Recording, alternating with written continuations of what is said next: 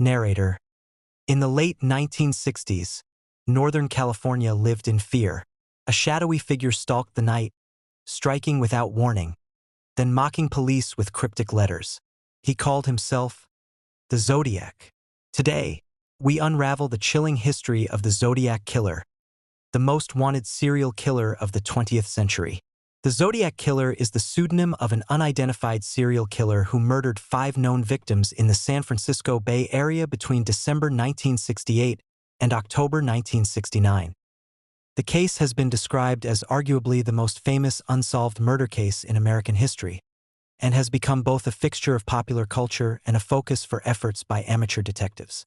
The Zodiac's known attacks took place in Benicia, Vallejo, unincorporated Napa County, and the city and county of San Francisco proper. He attacked 3 young couples and a lone male cab driver. 2 of these victims survived. The Zodiac coined his name in a series of taunting messages that he mailed to regional newspapers, in which he threatened killing sprees and bombings if they were not printed.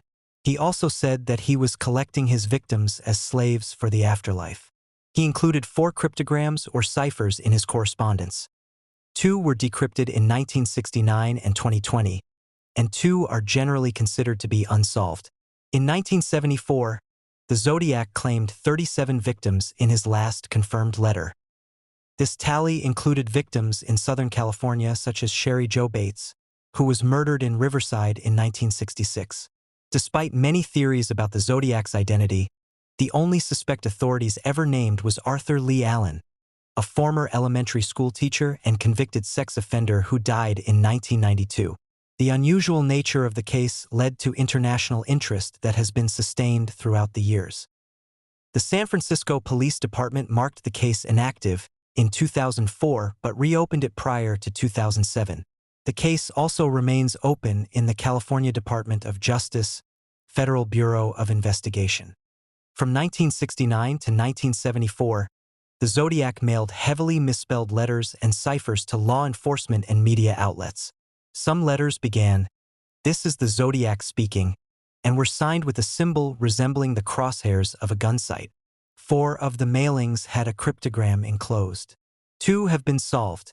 In 1969 and 2020, the letters were postmarked in San Francisco and Pleasanton. The first murders retroactively attributed to the Zodiac were the shootings of high school students Betty Lou Jensen, 16, and David Arthur Faraday, 17, on December 20, 1968. Faraday was a student at Vallejo High School, while Jensen was a student at Hogan High School. At 8:30 p.m. Faraday picked up Jensen, and the couple visited one of Jensen's friends. Sometime after 9 p.m., they drove to the outskirts of Vallejo and parked at a lover's lane on Lake Herman Road, just inside Benicia city limits. Between 10:15 and 10:30 p.m., a passing motorist noticed the couple parked on a gravel runoff near the gate to a water pumping station.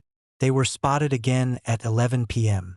Between 11:05 and 11:10 p.m., Faraday and Jensen were attacked. Police determined that their assailant parked his vehicle about 10 feet alongside the passenger side of Faraday's car. He fired several shots at Faraday's car as he walked around to the driver's side. None of the shots hit Faraday and Jensen. The couple scrambled to get out through the passenger door. Jensen succeeded.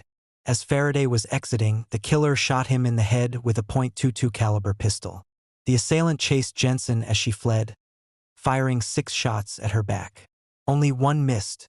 Police theorized the whole attack took 2 to 3 minutes. At 11:10 p.m., a motorist spotted the couple's bodies and alerted police.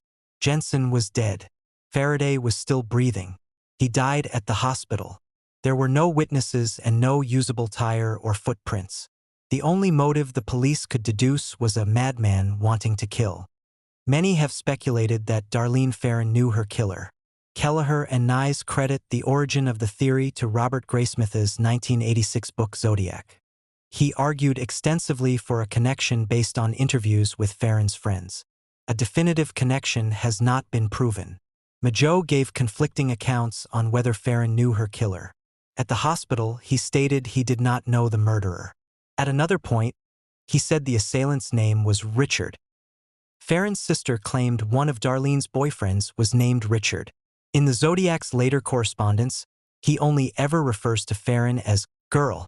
In Graysmith's telling, Farron and Majo were chased. They only stopped when their car hit a log and stalled. The detective on the scene noticed that the car was still on and in low gear. Kelleher and Nye suggest that Farron would not tell Majo to ignore the mystery driver, nor would they assume he was a police officer, if they had not stopped at the spot by choice.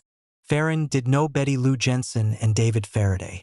She lived less than 2 blocks from Jensen and attended Hogan High School. She was also familiar with Lake Herman Road's status as a lover's lane.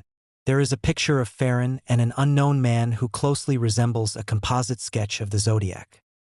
In a 2011 episode of America's Most Wanted, police stated they believe the photo was taken in San Francisco in either 1966 or 1967. On August 1, 1969, the Vallejo Times, San Francisco Chronicle, and San Francisco Examiner all received letters written by someone taking credit for the attacks in Vallejo. The 3 letters were nearly identical and began, "I am the killer of the 2 teenagers last Christmas at Lake Herman and the girl last 4th of July." The 3 letters were rife with misspellings and presented the first definitive link between the 2 separate attacks in Vallejo. We're not satisfied that the letter was written by the murderer. He requested the killer send more facts to prove his identity. December 20, 1968. Vallejo, California. Teenagers Betty Lou Jensen and David Faraday are shot on a quiet road. It was the Zodiac's first confirmed kill. July 4, 1969. Darlene Farron is murdered. Her companion Michael Majo survives. He describes a mysterious man with a flashlight and gun. September 27, 1969. Lake Berryessa. Cecilia Shepard and Brian Hartnell are attacked by a hooded figure with a symbol on his chest, the Zodiac's crosshair emblem. October 11, 1969. San Francisco cab driver Paul Stein is shot. Witnesses see the killer flee, leading to the infamous police sketch. But the Zodiac didn't just kill. He wanted fame. He mailed letters to newspapers, signed with his symbol, demanding they print his words. His ciphers promised to reveal his identity. Some were solved, revealing chilling messages. "I like killing people because it's so much fun." Others remain unsolved to this day. The media frenzy turned the Zodiac into a nationwide obsession. He wasn't just a murderer, he was a manipulator of fear. Police investigated countless suspects. The most infamous was Arthur Lee Allen, a man with disturbing behavior and circumstantial ties. But DNA and fingerprints never matched. Other suspects emerged over the decades, from schoolteachers to ex-cons, but none could be definitively linked. The Zodiac remained a ghost, always one step ahead. The Zodiac case inspired films, books, and decades of amateur sleuthing. Even modern cryptographers continue to decode his puzzles. In 2020, a team cracked one of his unsolved ciphers, but it revealed only more taunts, not his identity. To this day, the Zodiac killer's true name remains unknown. Was he a lone madman? Or did he vanish into society, unnoticed? The Zodiac killer may never be unmasked, but his shadow still looms over true crime history. He is proof that sometimes the scariest monsters are the ones we never catch.